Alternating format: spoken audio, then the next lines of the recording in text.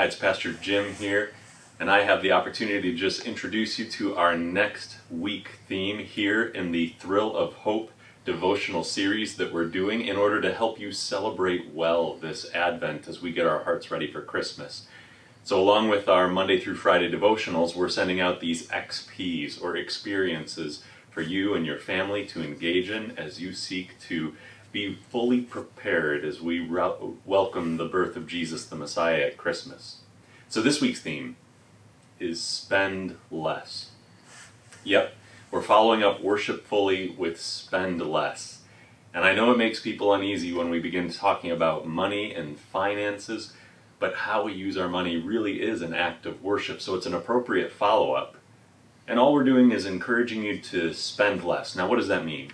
It's a relative term, really. I mean, less than what? Less than last year? Less than your neighbor? Less than the people who somehow apparently have the kind of cash that they can buy fancy cars with big red ribbons to park in the driveway unexpectedly for Christmas morning, if we're to believe the commercials that suggest people actually do that? I mean, what are we talking about less than? And I want to make clear that we're not saying don't give gifts. Gift giving is obviously a beautiful expression of generosity and care. It's not that we ought not get gifts. Even in the original Christmas story, we see the Magi arrive on the scene a little bit later to welcome the newborn Messiah, the King of the Jews, with gifts of gold and frankincense and myrrh. So we're going to talk a little about gift giving next week. But this week, we want to encourage you to spend less in this way. It's simply to be thoughtful and intentional. Because the best gift givers that I know, they don't necessarily spend the most. The best gift givers, the gifts that I receive that I most appreciate, is not because they've been the most expensive, but the thought and the care and the concern and the way that the gift demonstrated how the person knew me, that's what made it special. And those are the gifts that tend to last and stick with us. So this week we're going to send you along some more ideas on what it might look like to spend less in order to celebrate well this holiday season. But I might just tease by saying, hey, what if this Christmas you made a budget and you stuck with it? So that way come January you don't have the holiday regret when you open up the credit card bill for all of the spending.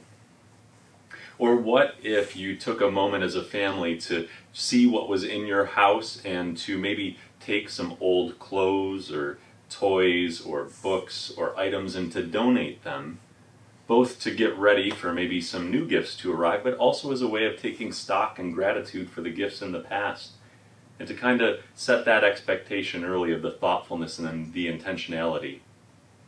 And then maybe what if, before you did your holiday season shopping, or maybe if you're in the middle of it, you paused and you prayed for the people you were buying gifts for.